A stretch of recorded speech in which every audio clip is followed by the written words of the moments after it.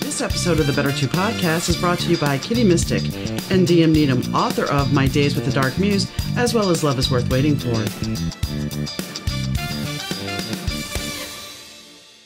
Hi, gang. Donna here. Thanks for tuning into the Better Two podcast. Today's guest is Kingsley. Kingsley takes us on a musical journey of how she is one of 7 siblings who grew up in the suburbs of Chicago and found herself in Portland and created a life that she couldn't imagine. But her journey doesn't end there. While she's always wanted to move to LA, she now finds herself heading across the sea to London. Hi, Kingsley. How are you doing today? I'm so wonderful. How are you? I'm good. I am very good. So looking at your bio stats, you are from outside of Chicago originally. Correct? I am, yeah. It's easier to tell people that, but I'm from Plainfield. Yeah, Plainfield. I live in Harvard, so I completely understand. It's easy, just outside of Chicago. Yeah. Yeah. Well, I mean, if you say Illinois, people think anyway it's Chicago. Which I'm okay with. Yeah. Because, then I have to be like, it's a farm town. Then I grew up as a development, and we tipped cows as our high school prank. Like, people like you. Chicago and cows. Well, the middle of my town, we have a cow statue.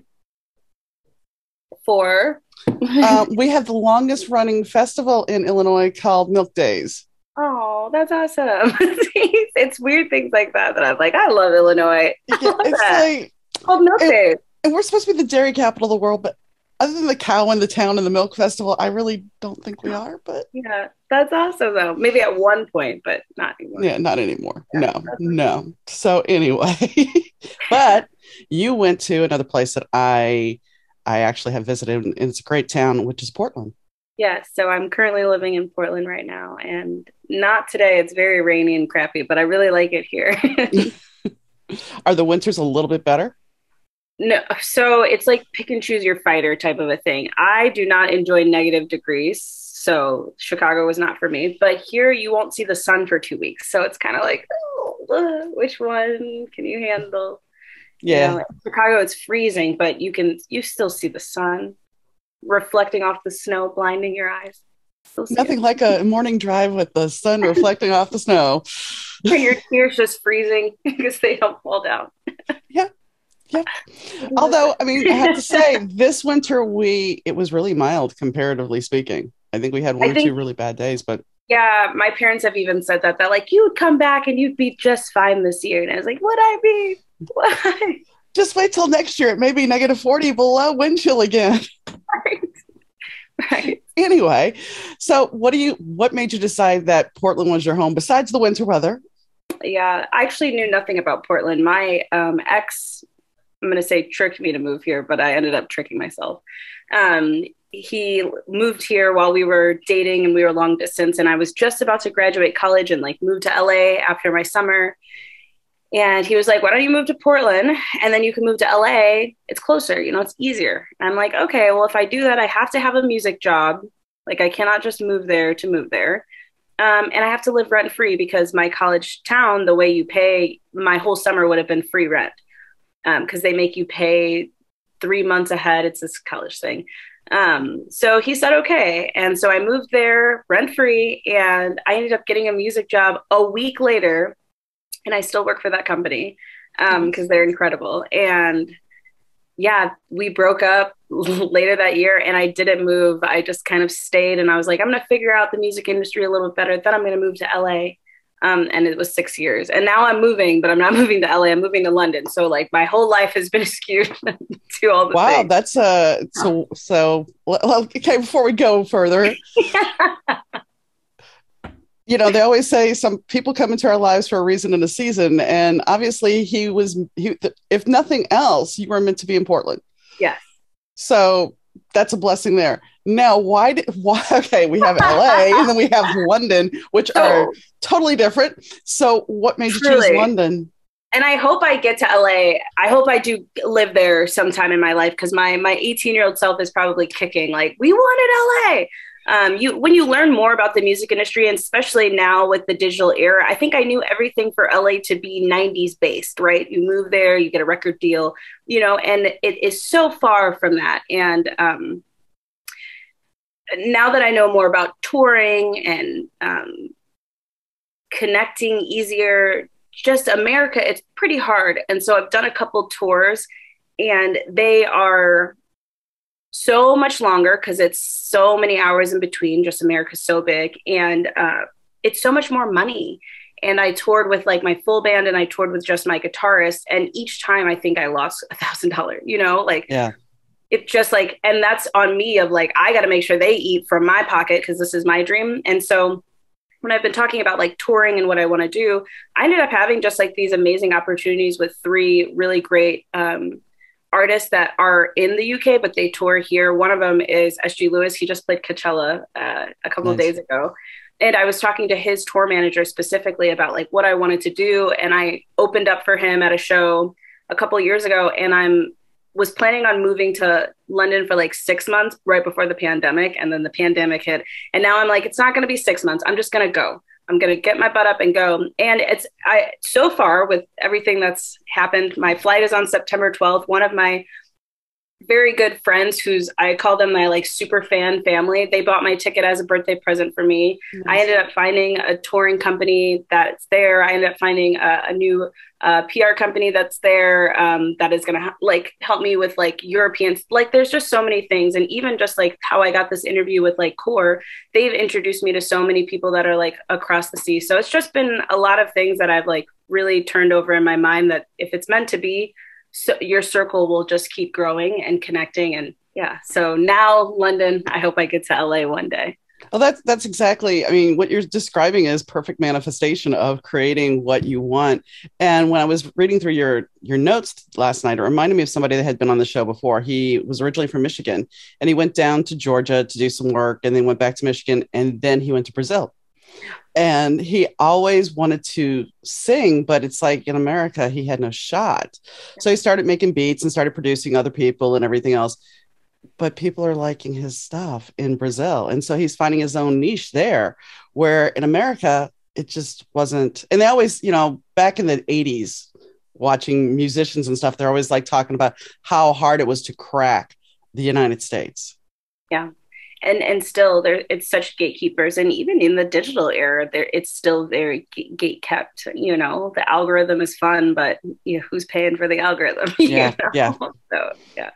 Yeah, I mean, the algorithm, that's the thing is if you can hit the algorithm, great. But guess what? It's going to change tomorrow. So so buckle up. Yeah, you're in for a wild ride. Yeah. So now you're going to go over to England. And how long do you plan on staying there? I mean, is that just going to be an indefinite thing as long as you can keep your work visa going?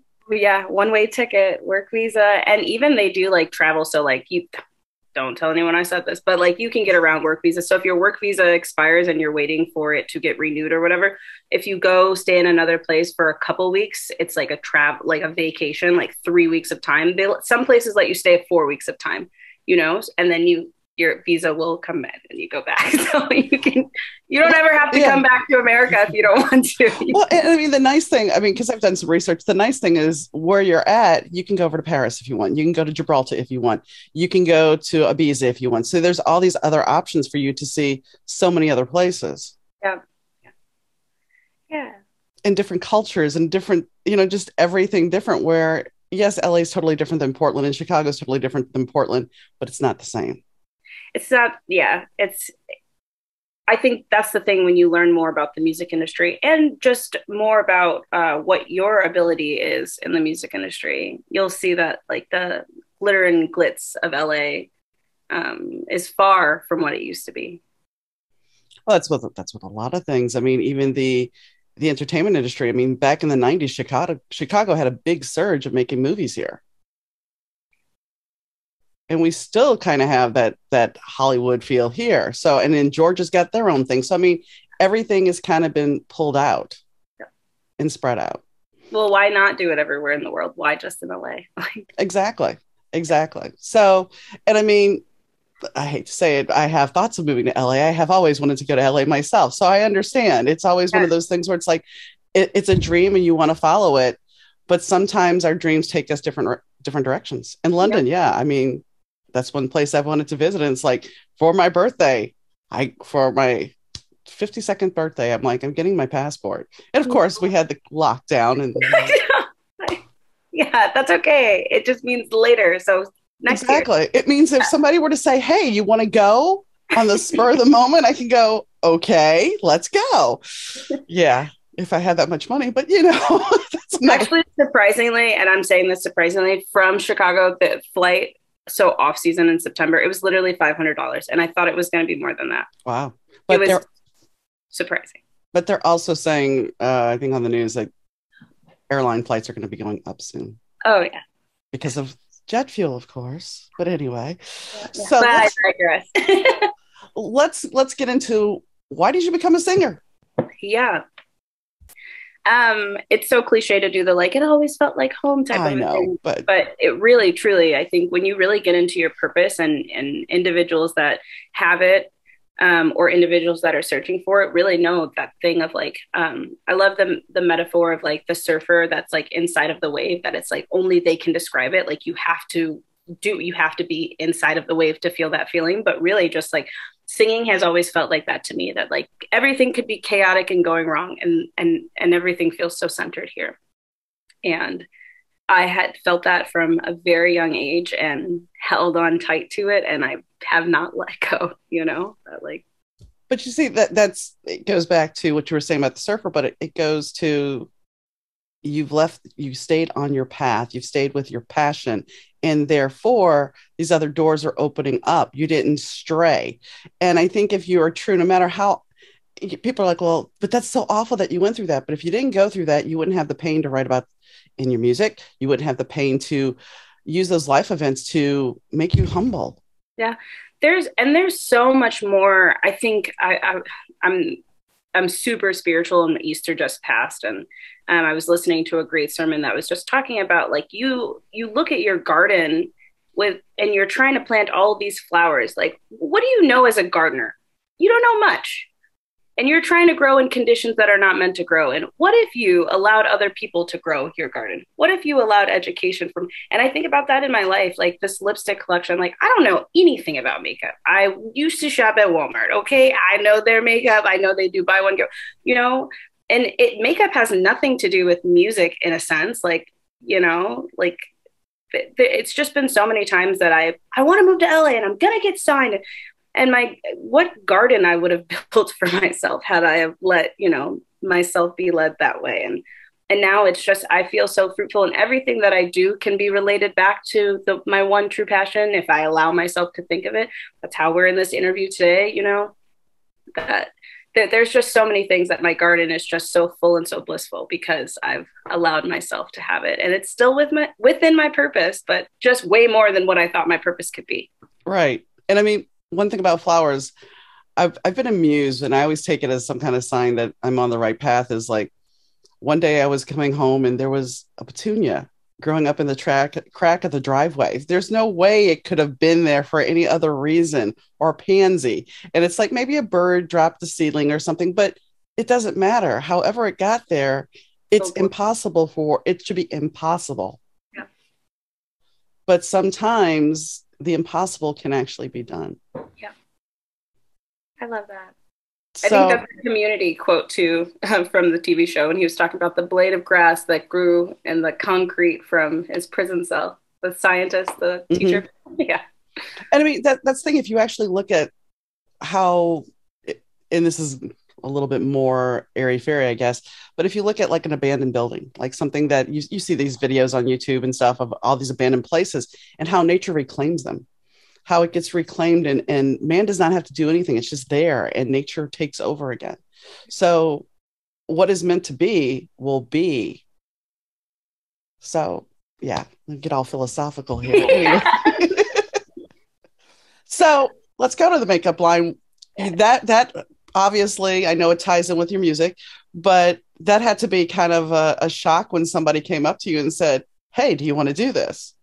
Yeah, so it was like a really weird, and I'm giving so much homage to Catherine of Event Cosmetics because without her vision, oh my gosh.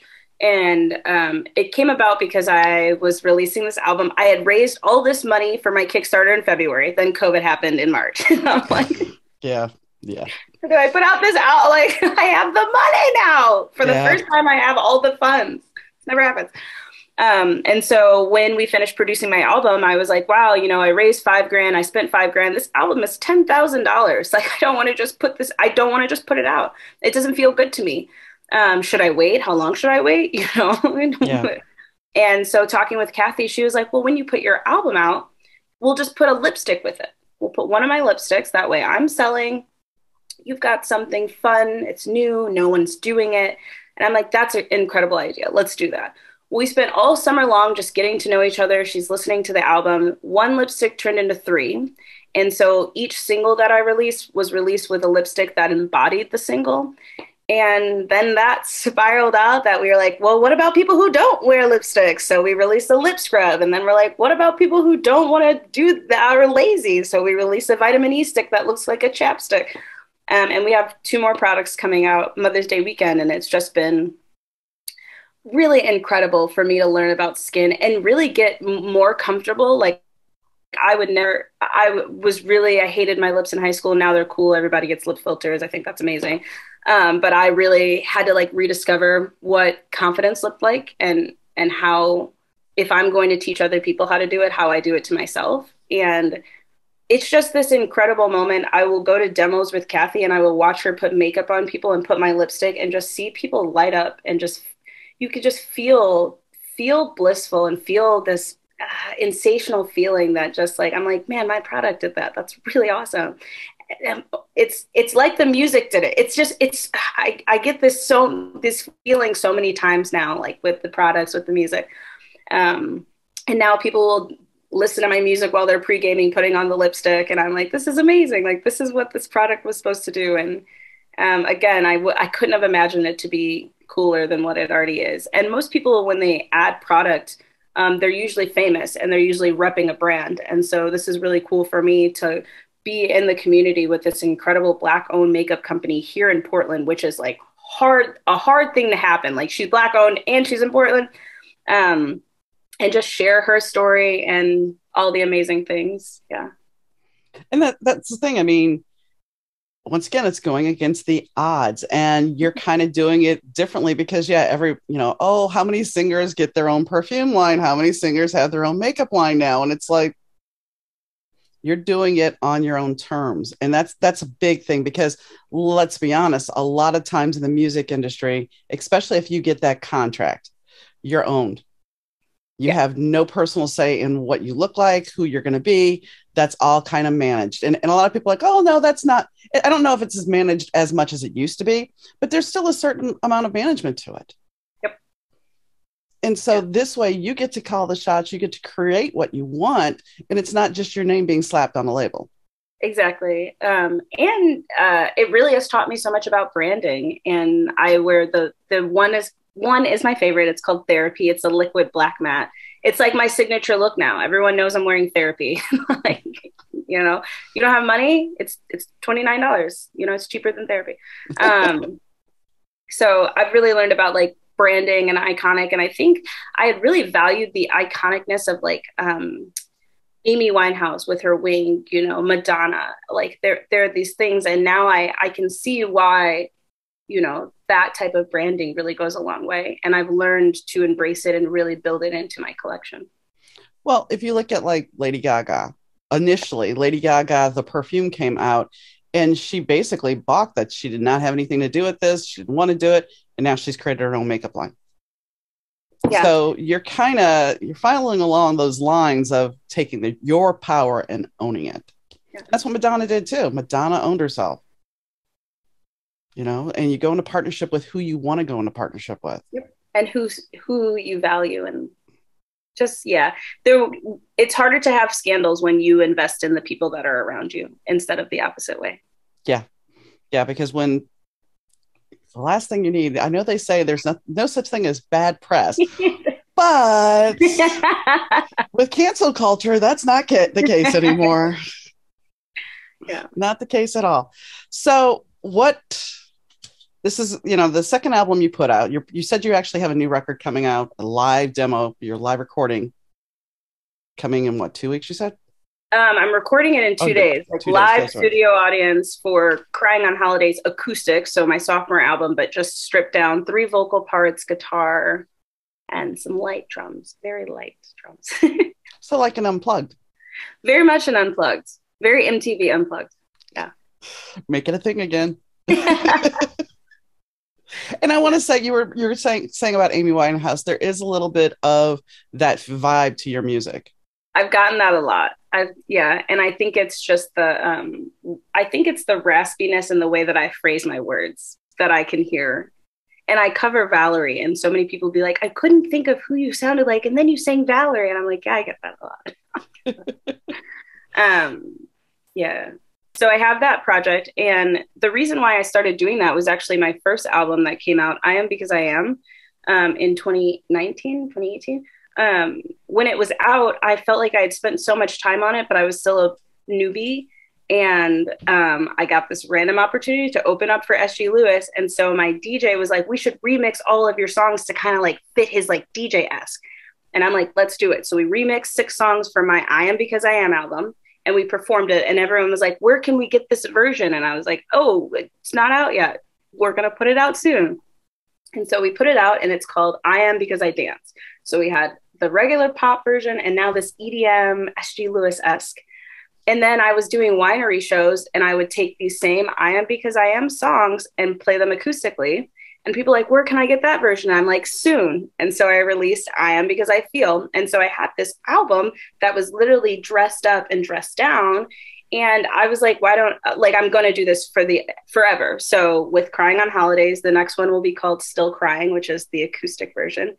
And then sometime later this year, I'll release the remixes, which will be all the songs literally EDM'd up, and that way I can spend 2 to 3 years promoting one album instead of 1 year. And I don't know where I've learned that from. I attribute just myself of being like, I don't know, but I'm going to figure it out.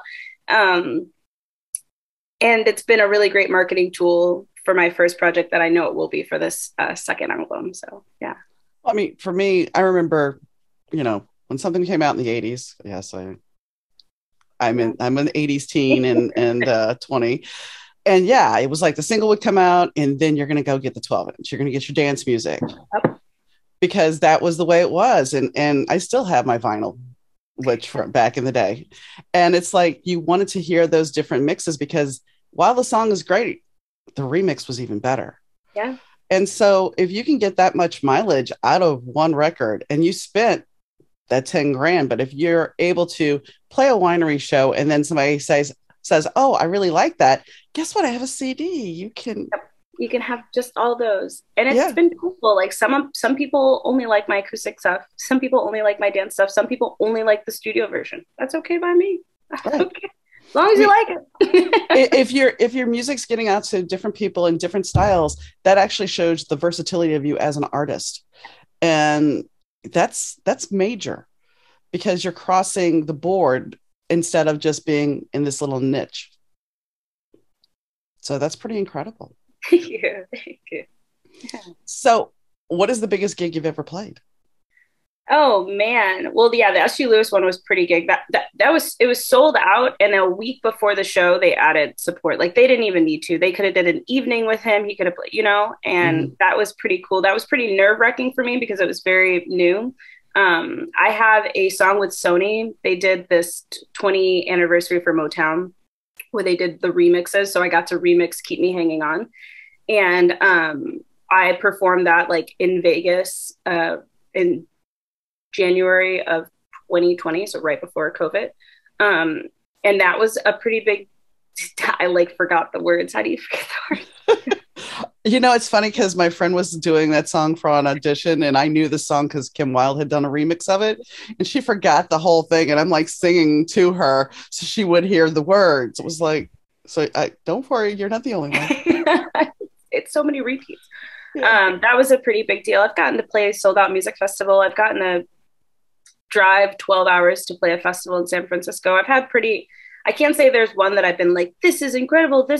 Because every time I get the opportunity to do something, it's really incredible. And I can't believe people like me enough to want to have me perform. Believe in yourself there. So, well, I believe it, but I'm like, oh my God, I can't believe, I'm here. The dream is coming true. You've arrived. I'm sitting backstage waiting to play. It's pretty cool. That's how it goes, though. And you keep growing and growing and growing. So I want to go back to, so you taught yourself how to play guitar and piano around 8. Yeah. And then you started a family band with your 2 sisters. Yeah, we really thought we were going to be the next Jackson 3. Really or thought. The Jonas Brothers as the Jonas Brothers was our thing. Yeah. We thought we'd be married to them as well. So we thought we'd be like sister wife band, because that makes sense. Yeah, of course, because that's how naturally life would progress. That you guys would meet, the 3 of you. Yes, that's exactly how it all play out. I understand. Keeping it all in the family, and that way you don't have to fight about whose in-laws you're going to go to. Right. Christmas will be lit. a triple wedding, all the grand plans. So how much do you have any of these performances hidden on audio, and your parents or siblings have threatened to release them? They're on YouTube. Oh. They're free for the internet. I do so much embarrassing stuff in my life. I don't think anything. I think I literally ripped my pants like a week ago. Like nothing really embarrasses me anymore, and I'm okay with that. But yeah, no, they are on the internet. I think there was only one video that I fought my sister to take down because I didn't blend in my eyeshadow and it was just blue. And I was like, we can't have this. We can't have this. I can't even focus on the music. Looking at it. Not when you're a makeup person, you really can't. She's come a long way. Well, you could say it that way. Look how far she's come. If Kingsley can do it, so can you. Yeah. Yeah, we really, and that's where my name Kingsley came from, because I started this band with my siblings, and my mom was like, you don't have to pick your names. You can pick whatever you want. And we're downstairs, we're Googling, we're searching names. And my sister Dom picks Phoenix, and my sister Bree picks Sage, and I picked Kingsley. And we were this heart-filled band, and it was like these pseudo people that we got to embody and become. And it was very much make-believe, but something that, again, I don't know, when it feels right, I just kind of cling to it. And I really loved Kingsley's confidence in places that I didn't feel very confident. And I really loved the idea of letting go of myself and becoming something when you go onto stage. And I have done that for as long as I could, probably up until COVID, when I was like, all right, I got to really be confident in my personal life now. I'm really getting tired of putting on a hat and coming back off the stage. But yeah, I'm very thankful for my sisters. They did not want to practice nearly as much as the Jonas Brothers. So that's why we didn't make it, so it's all right. But, the one thing you were talking about is going up on stage and putting on a persona. The fact of the matter is, no matter how much you integrate your personality, when you are in the public eye, you have to put on that persona, because if you have a really bad day and something awful has happened and you can't cancel the show, yep, you still have to go on there and be smiling and doing your job. Yeah. And I think that can go into your personal life too. And I think it's taught me how to move quicker through, not even quicker through emotions in a way that I don't feel them, but quicker through emotions of you can decide if your day is going to be good or not. And especially if I have a performance later, I get to be like, okay, feelings, what you want to do now? You want to linger, or you want to. And even just moments that it would fuckle my whole day, like getting a parking ticket and it doesn't. I'm just like, all right, whatever. I just spent $300 at the DMV, and I was telling my best friend, I'm like, but whatever, it happened. I got my stickers. All right, let's move forward, Yeah. So I think that Kingsley has really taught me in my personal life that at the end of the day, if you want to have a good day, or if you want to be whatever, you got to get through it to make it happen. Let me ask you this. So if you ever got to the point where you were like Rihanna, could you handle that? Do you think you could handle the fame? Yes, because 1, that's my goal in life. And 2, I used to practice, and this is how I know, because what kid does this? I used to practice my thank you speech, my Grammy speech, but I practiced taking it out of my dress so that I wouldn't be shaking when I like read it. Like, yeah, absolutely. There's been next so many level moments in my life that I'm like, why am I practicing this? But yeah, no, I really strive. Rihanna, Beyonce are like one of my favorite people to look up to. That's like, at the end of the day, we got shit to get done. That's it. Yeah. We got to get it done. And yeah, that type of caliber is where I want to be in life. And that's the goal. So. Well, the thing is, some people would say that you doing that, practicing taking that out, that's all creating it. You're creating your reality, a future right, but reality. I was like 8. Why was I like, you know what? Let me do this. But didn't Beyonce do something very similar with award shows and stuff? Yes. And Adrienne, she was a cheetah girl. She talked about how her friends used to they would put the subtitles up and they would pretend to be teleprompters. And so when she became, was she on The View? No. What show was she on? I can't even remember the Talk, TV show. The View, it just got canceled. It was with, right. It just got canceled. But she was literally like, people would be like, you're so good at reading. And she's like, yeah, because as a kid, I used to play a game called Read the Cat on the Screen.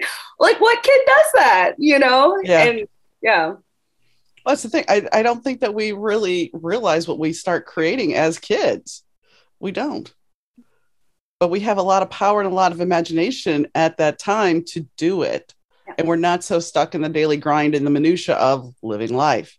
And we don't really question our imagination. It's just fun to us. Yeah. So I think now if I'm like practicing my speech, I'm like, what am I doing? Just call it the power of manifestation now. That's the adult way to say it. That part. So I wanna talk to you about some of your lyrics. And one of the songs I really liked was All of Me. I liked your song. I mean, I was kind of bebopping around in the chair, dancing to it. Good bass line. So what was the inspiration for it?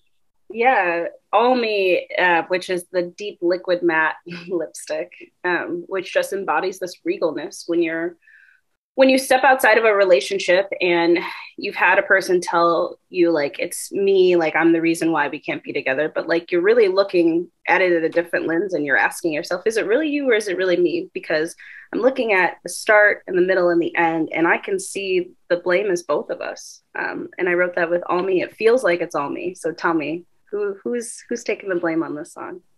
Well, and I think that's very mature, because most people, even in their 50s, will sit there and say, oh, it's all the other person. No, it's a two-way street. It's two-way, and that's okay. Mm-hmm. Sometimes I'm an Aries, so like sometimes it's my fault. Well, I'm a Libra, so it's all about balance and all about trying to go, oh no, I'll take a lot more responsibility than I should because I want to make you happy. At least that was the old me, but that's still, Libras are people pleasers. What can I say? Yeah. But the thing about Aries is you guys are very fiery and you make things happen. I have a lot of Aries friends. I am surrounded by water. I'm a little too fiery, so I need people to be like, cool down, bring it here. You're hot. Yeah. So, and of course we have therapy, which, it's funny because I don't know where you fall on this, but I'll say it. I read cards, and today's card was undermining.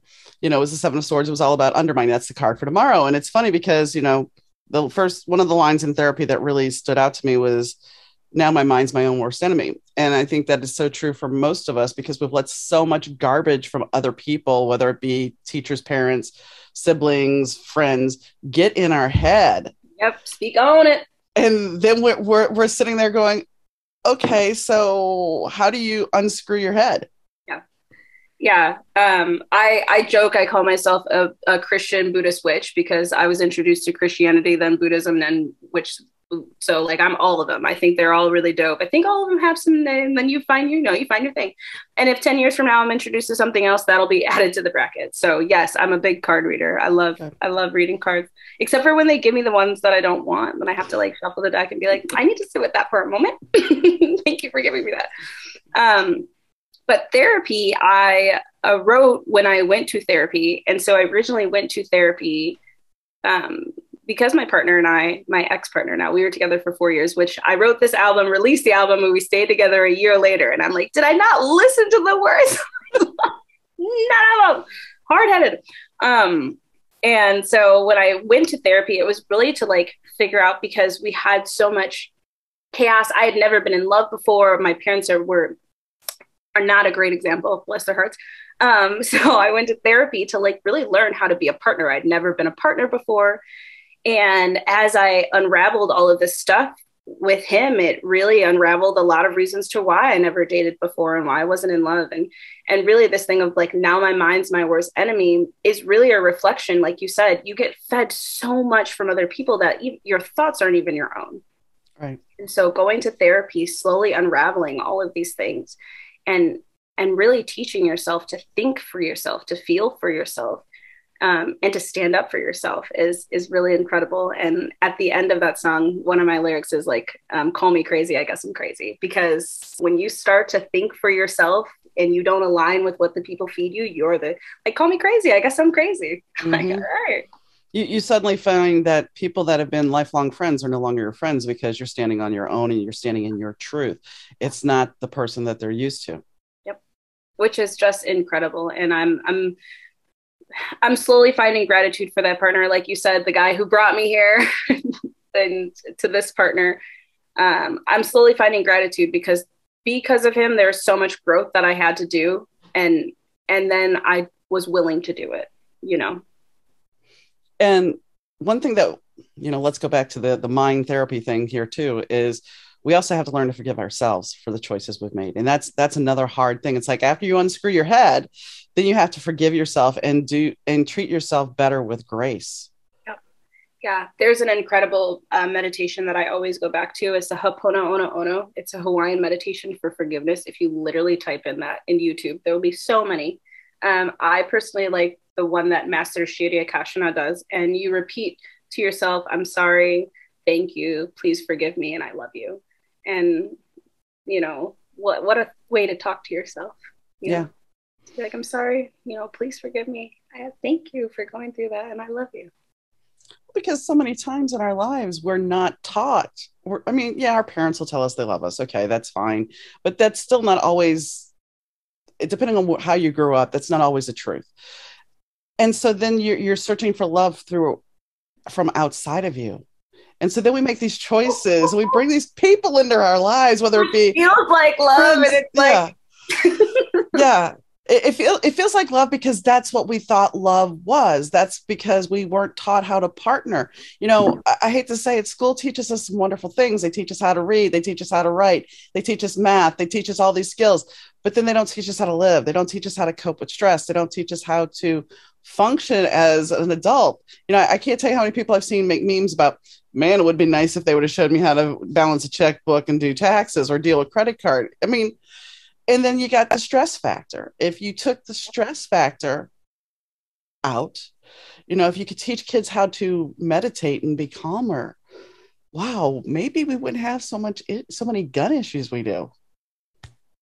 And I'm not going to get into that, but it's just the fact of if we were calmer people, we all might be functioning better. And not even calmer, but just knew how to regulate what our emotions were saying. Because I literally, and I do this a lot to myself when I get upset and angry, I ask myself, like, what is my anger saying to me? Because it's a bigger thing. Are you mad about that? Like, what is your anger saying to you? And questions I had to learn to ask myself. And I think meditation is a really good way, not even just to like bring yourself down here and like breathe, but also like, what is this feeling telling you? Is this a feeling that comes up every day? Is this a feeling that comes up in this situation? Like let's dissect this feeling. Where do you feel the feeling? Well, and the thing is too, is especially when you're in a partnership, my husband, when he was still with us, if he got mad because he was frustrated with himself, he'd be like, MF, da, da, da, da. And I'd be like, I go in the kitchen, I'm like, are you okay? He's like, is your name MF? As a younger person, I would have just went off on him. As an older person in my second marriage, I'm like, I'm just going to go away.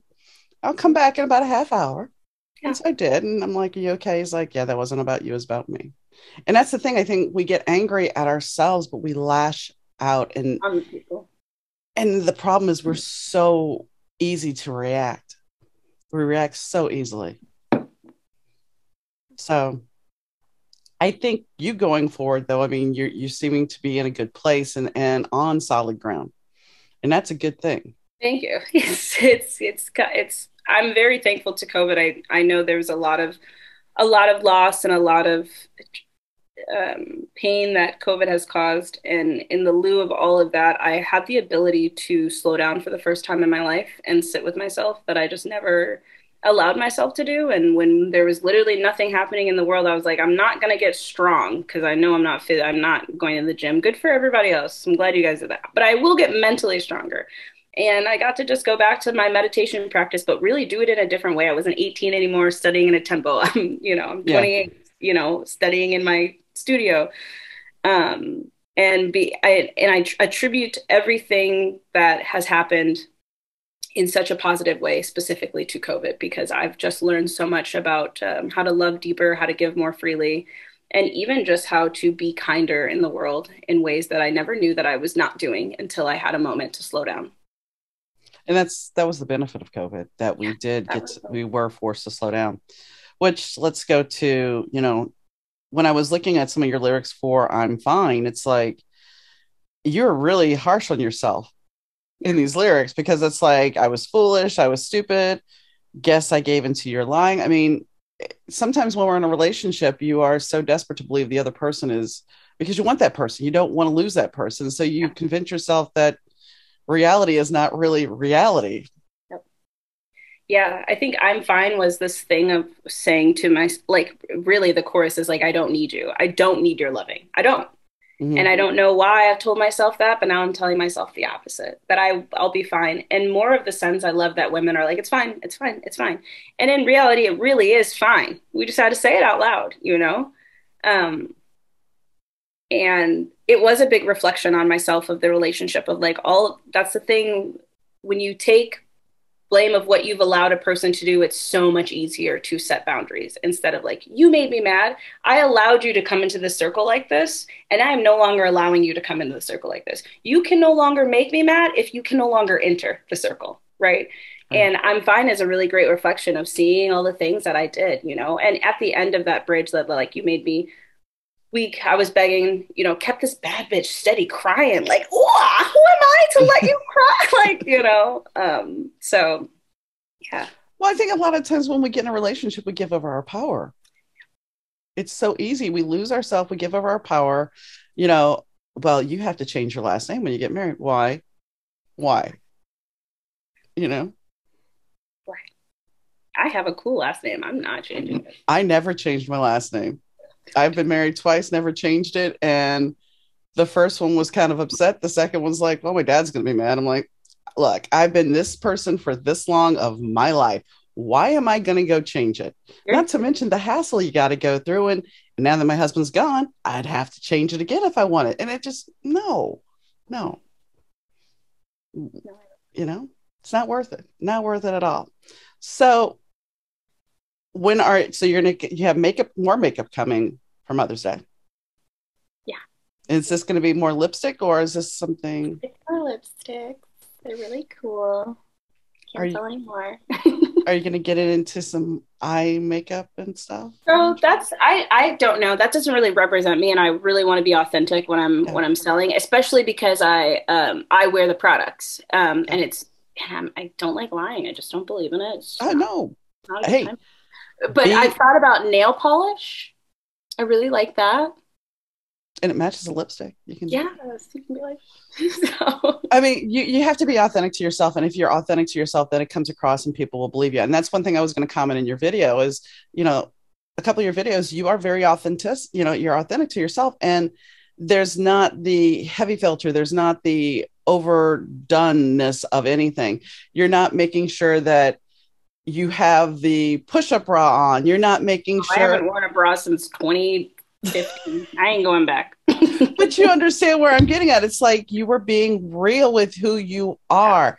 And that, especially by today's standards, is an amazing gift. Yeah, I don't. I want to attribute to a lot of people in my life that I saw who just didn't give a care in the world. And when I went to college, I went to my first school was a predominantly white 3,000 private school. It was an interesting time. And I really shadowed myself and really tried to do these things and was wearing clothes that weren't really, that's what all the preppy kids wore. So I'm going to wear preppy clothes. And I'm an athlete, so I'm going to wear the Nike and Adidas look. And I don't even like to wear shoes. Okay. As soon as I'm done on the track, I want to take off my shoes. I don't want to wear any, Mm-hmm. So when I transferred to NIU, I just agreed with myself that I was like, I'm gonna do me. And if people don't like it, they won't surround themselves. To the point where I have a business degree, I have 2 degrees. I was walking to the business class with no shoes on because it's a spring day in Illinois and like we don't get those. So I'm like earthing as I'm walking to class. And the dean of the School of Business calls me over. She's standing outside and she's like, where are your shoes? And I'm like, they're in my dorm. What do you mean, where? I was like, don't you want to touch the ground? Didn't you guys pay for this grass? Don't you want to feel what this grass feels like? So she takes her shoes off and we're talking, and everyone walking into the school is mind blown that I'm like with the dean of the school, just no shoes on, talking, whatever. I go to class, take my class out. She emails me that she wants to give me a scholarship because that was one of the most profound moments in her life. And I've had so many moments like that I'm like, I'm literally just going to do me because like and if it turns out great, it turns out, and not every time has been great, right? But more times than not, I'm going to be comfortable and I'm going to feel like myself. So. Well, and the key here about the shoes off thing is you're grounding yourself, especially if you're in the grass. You're grounding yourself, you're grounding your energy, so you're not all up in your head. So it's an amazing thing. My husband, we used to get, as soon as we get home, I mean, I live in my Birkenstocks. When it's not snowing, I live in my Birkenstocks because I like my sandals. What can I say?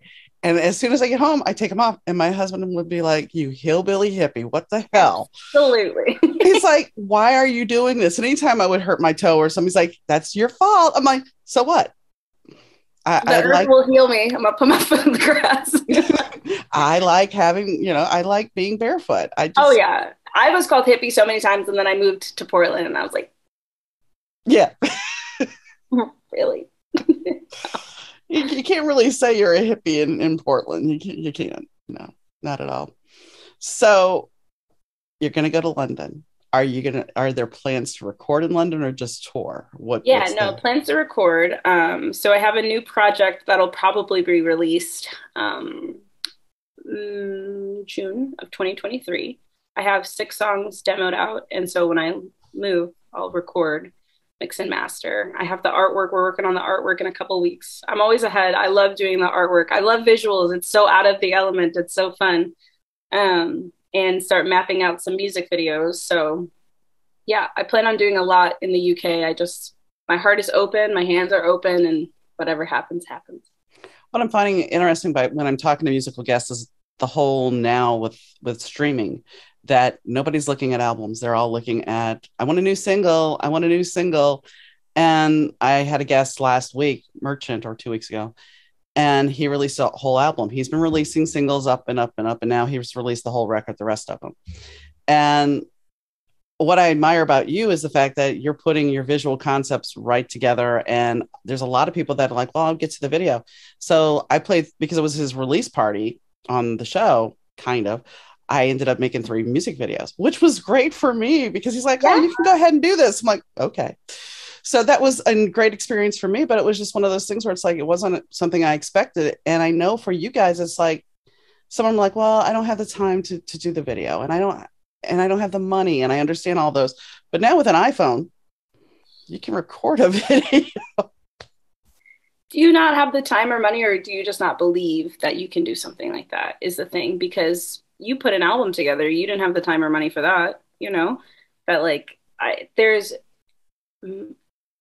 so much creativeness that comes from music videos that you get to showcase that you don't get to showcase when you're making the music.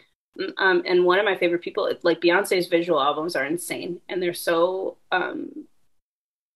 thought out and so much more than what the songs could be if you don't really understand her. If I Was a Boy music video, that music video having Beyonce be the boy and doing all the things and then cut scene to flip and it's actually the guy doing it. It blew my mind. I think I was like 13 and I was like, this is incredible. Like this is what music is about. And I've just taken that like you don't have to do a music video for every single song, but like you don't have to have a lot of money. No, I mean, that's why I commend you because your videos were fun. And I saw a little homage in one of the dance numbers with you and 3 other people to Single Ladies. Yes. I mean, I picked up that vibe. And the fact is part of the reason I think some musicians most likely don't want to make the music videos. The truth of it is we have this ideal of perfectionism and we want, when I noticed when I was making those music videos myself, it's like, I got the lyrics and I'm not putting any money to do this. I'm doing it all free with free video clips. And it's like, I couldn't quite match that. I didn't have the shot I needed, but I made the best of it. And it's like, sometimes you just have to get out of the way of perfection. Yeah. That's such a great thing to say that like in therapy therapy was the one where I'm frolicking through the forest in a princess dress. That was not how the original idea started. We had this crazy elaborate thing of like moving through houses and all this stuff. And then we like did the budget. We're like, okay, so what can we can shoot outside. We're going to go outside now, that like they all start off in such a way, but like whatever your budget has for, make the best of what your budget has for. And most of the time it turns out cooler than what you think because, you're like, if I'm going to do it, I'm going to give it the best I got. So, right. Yeah. I mean, I remember this is 1995. There's no way you could do this. We made 6 episodes of a half-hour TV sitcom on a budget of $200,000. And that was having sets and having space and everything else. And we didn't get it sold. But the fact of the matter, when all was said and done, we did it. And it was 6 episodes and it was edited. And that was the thing. When you can look back, it may not have been the true vision of what you wanted, but as long as you were able to bring something to life. Yeah. And you have to get started. You probably learned so much more about that you now take into literally everything. And if you didn't have that opportunity. So I'm fine. I learned so much from therapy and to Omi that like it gets better and better with my music videos, even just like music videos from 2018 to the last 3. I've learned so much about like what I want to see on camera that I wouldn't have done if I wouldn't have just got started with music videos. Right. And I mean, that's what when I was talking to Merchant about it, I'm like, well, I'm making 3 music videos. I said, can I borrow some of the other? He's like, you can do whatever you want with my music. I'm like, okay. Now, has he signed off and liked it? He hasn't really said much, but it's fine. It's fine. It gave me a creative outlet to do something I had never done before. And it was like, okay, they're up on YouTube. This is fun. And it gave me a whole nother side of creativity. Yeah. So, I mean, I've made book trailers. It's not the same, but so moving to England. What do your parents think about you moving? They're really sad. I have 7 siblings. I have a very big big niche. They're very sad. I'm going to move home first. I'm going to move back to Chicago at the beginning of August. I'm going to stay the whole month of August and then leave and try to celebrate all the holidays in that 1 month. But I've always been the kid that like get out is just always gone and doing things. So I don't think they're surprised. I think they probably didn't imagine I would move to England. They thought I was going to move to LA and still be in America. And I'm like, no more America. I want to see the rest of the world.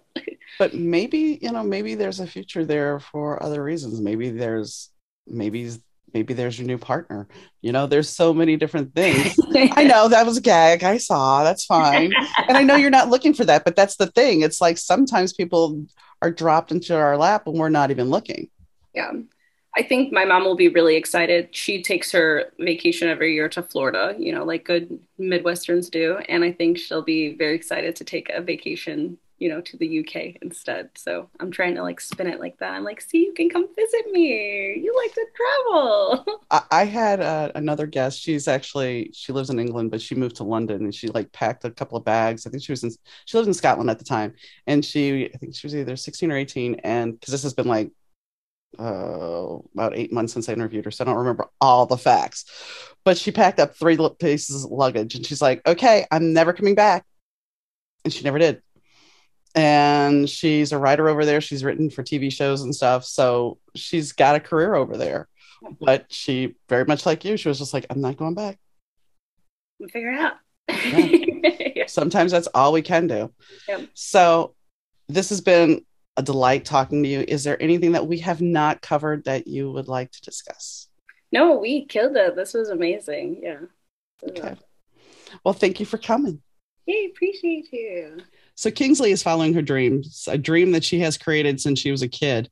You know, when she was talking about the fact that she was practicing pulling out, not reading, but pulling out the acceptance speech from her dress. That is a delightful story. And one day I hope I actually get to see her on stage doing that, because that moment will always play in my head, because that's taking manifestation and creation to a whole nother level. We do things throughout our life that we don't realize that we are trying to create. But she has done that. She's created her life. And while she's not going to LA right now, she's still following a dream to go to London. And she's still pursuing her musical passion. And that's the thing. Sometimes when we are pursuing a dream, we have to step into the flow to see where we're going to go. Sometimes we don't necessarily see everything. You know, we may see point A, and we may see point B, and we may see point Z, but we don't see a whole bunch in between. And the thing is, we want to go to Z from A, but we have to take those small steps. So while she went from Chicago to Portland and sometimes to LA for business, but she didn't move there. Now she's moving out there. You know, she's moving to London. But you never know where London's going to lead. London could be a permanent thing, or London could lead her back to LA. Things are changing, though, as we said. And the music industry has changed. And, you know, if she can conquer England, who knows where else in the world she may conquer. So I hope you guys check out her makeup. I hope you guys check out her music. And I hope she comes back on the show, because she was delightful. And I am really interested in following her journey.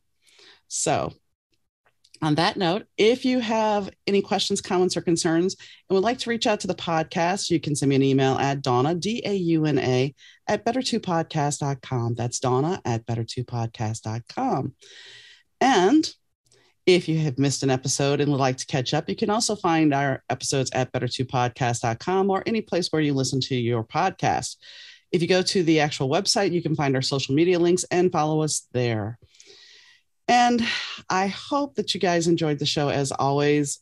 Like I said, I think Kingsley's great, and I enjoyed talking to her. So I hope you guys enjoy your day, weekend, evening, whenever you choose to listen to the podcast, and I'll catch you next time. Bye.